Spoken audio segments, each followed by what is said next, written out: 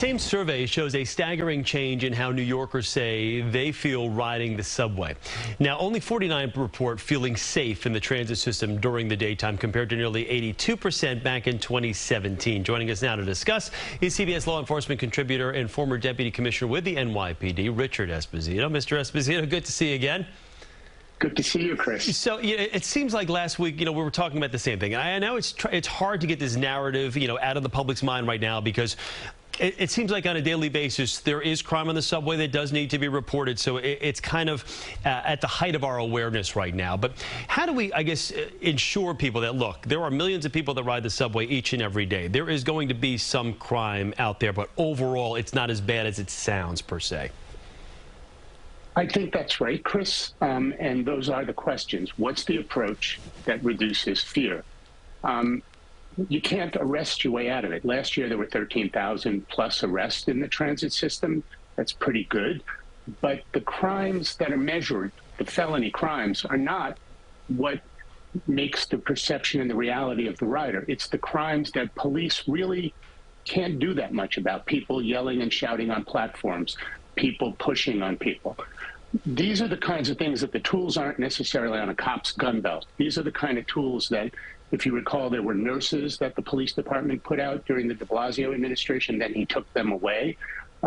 Some tools that police can use in their approach need to come from other parts of the government.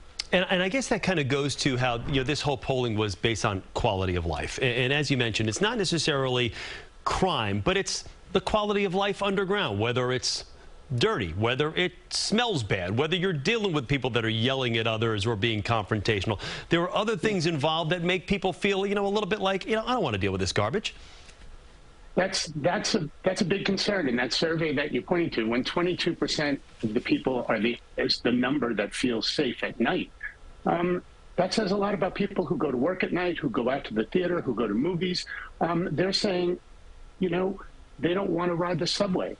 And what can you do about that? What's the approach?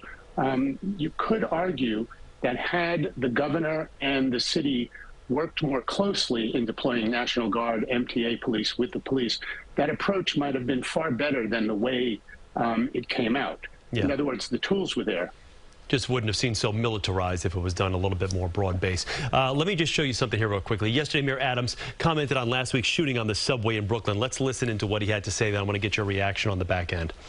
You have 4.5, 4.1 million riders and 5 to 6 felonies a day on that system. Your system is a safe system. Yes, we want to get rid of those 5 felonies, and we don't want someone shooting on our subway system. We're clear on that. These high-profile cases play on our psyche. I hated seeing that shooting where people were afraid and had to duck. And I could only imagine the next day that people picking up the paper and reading that happens. That damages everything that we have done. And I understand the message the mayor is trying to send. And during the press conference after that shooting last year, I made a comment on the air because the deputy commissioner was on. Like, why do you guys have to make such a big deal over this? There's 4 million other people that traveled safely today. And we get that. But let's be honest here. If you saw some of the video that people that were on that train posted online, and you saw the fear and you heard the gunshots on a crowded subway car, you can't not report this stuff. And these are big deals that the public does need to know about. So, again, it's that fine line. But you can't be like, hey, come on, everybody else was safe. It was just this one train car where we had, 20 gunshots rattle off.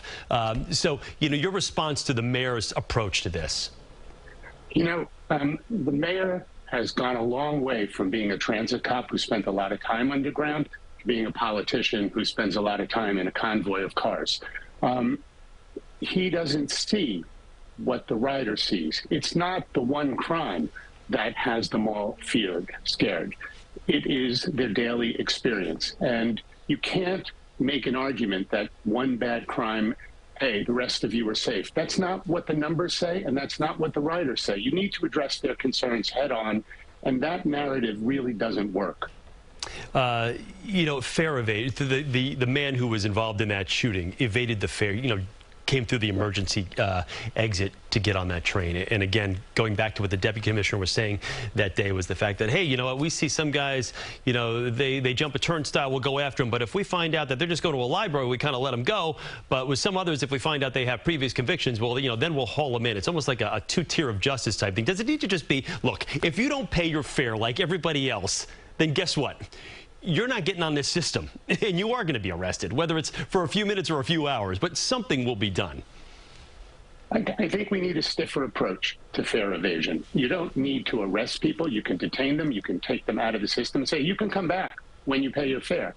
But the more of that you eliminate, you know, Commissioner Bratton goes on that theme regularly. That low-level kind of crime makes everyone else feel cheated and unsafe. Yeah, I mean, if you got to pay for it, everybody should pay for it. You know what I mean? Especially if you're not going to pay, and then you're going to commit another crime when you get on the subway system. Yeah. Great to talk with you as always. I always like talking with you because, you know what, I can lay it on the line and we can talk straight. So I appreciate that from you, Mr. Esposito. Thanks.